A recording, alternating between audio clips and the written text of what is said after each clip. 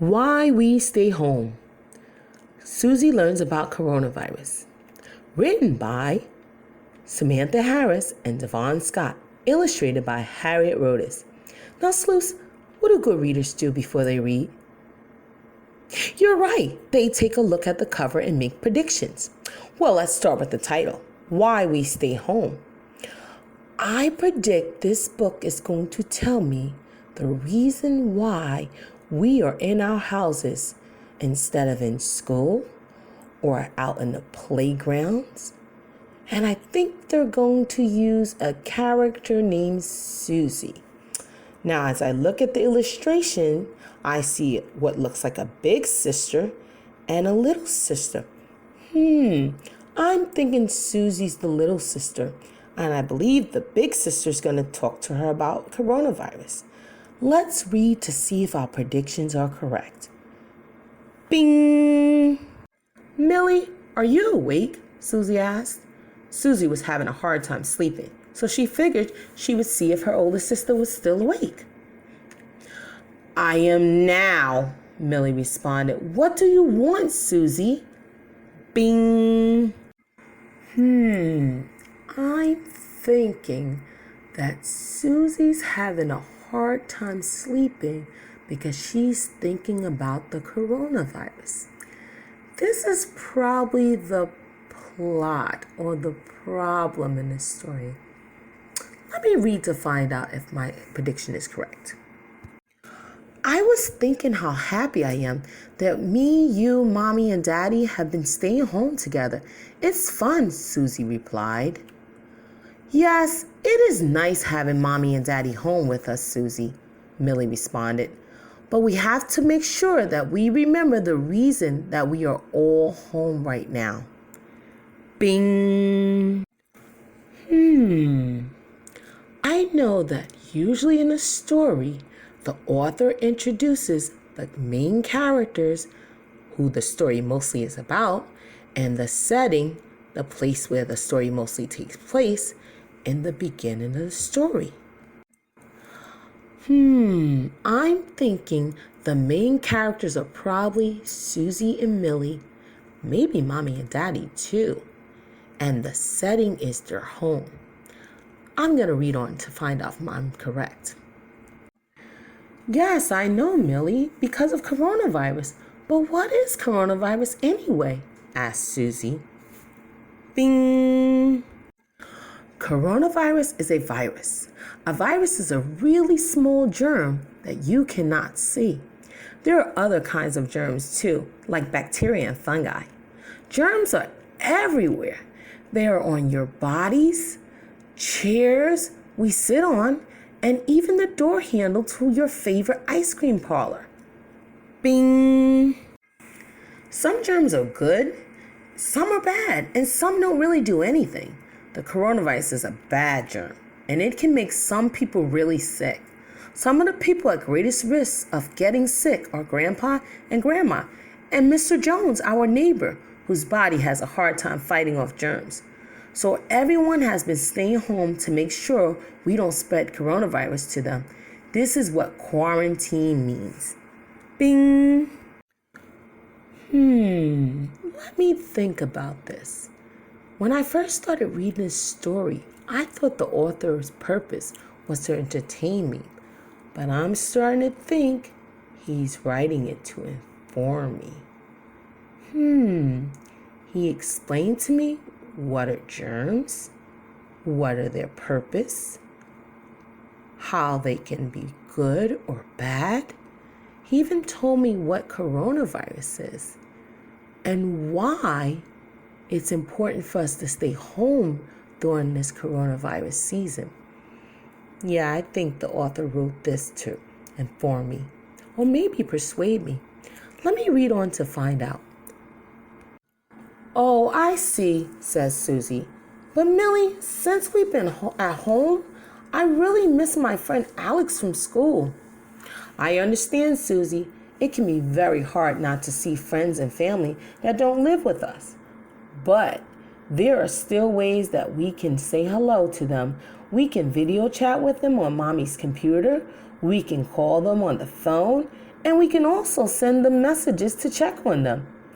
Bing! I can make a self-to-text connection. I can relate to what the characters are feeling in this story. Sometimes it gets lonely without being able to see my friends or spend time with the people I love the most because I have to just stay in the house with the people that I live with. Do you miss anyone, Sleuth? Why don't you take a moment and shout out the name of the people that you miss? Because I know you can make a self-to-text connection too. You miss your abuela? You miss your grandma? You miss your uncle? Your cousins, yes. Oh, the super sleuths from school. Oh, the guy down at the corner store that makes your sandwich in the morning. I miss him too. Oh, the empanada man. Yes. We miss a lot of people. Wait, what's that? The author told us of ways to keep in contact. He gave us information.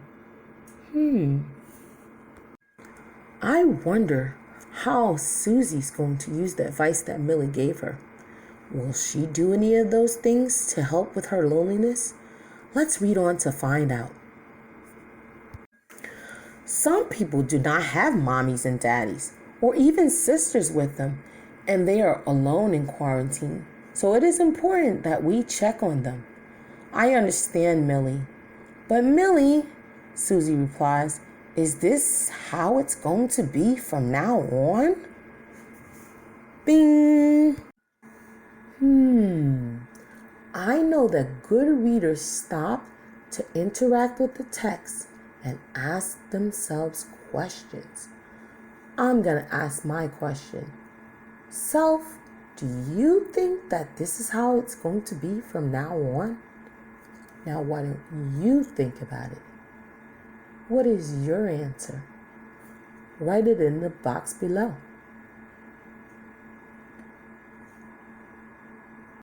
Now let's read to find out what the author thinks. No, Susie, it will get better. We just have to keep sticking together. The end. Now that I reflect back on this text, I think my niece was right. The author perhaps wrote this text to persuade, inform, and entertain. Let's take a look.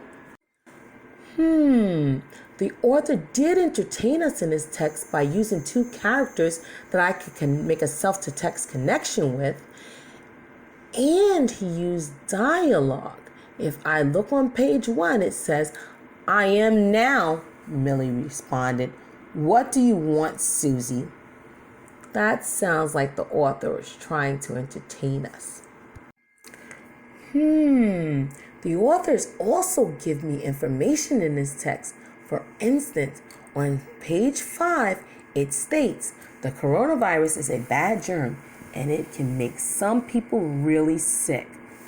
That's informing me of what the coronavirus is and what it does. That's information. But wait a minute. Those authors also try to persuade me or convince me to do something. And they try to be a little tricky, but I saw it. If you look on page 6, it says, we can do our part by preventing the spread of coronavirus by washing our hands, wearing a mask when we go to the grocery store, and standing 6 feet apart while we wait in line. This is called social distancing. The author tried to convince me to be proactive by telling me how I can be proactive. Wait a minute.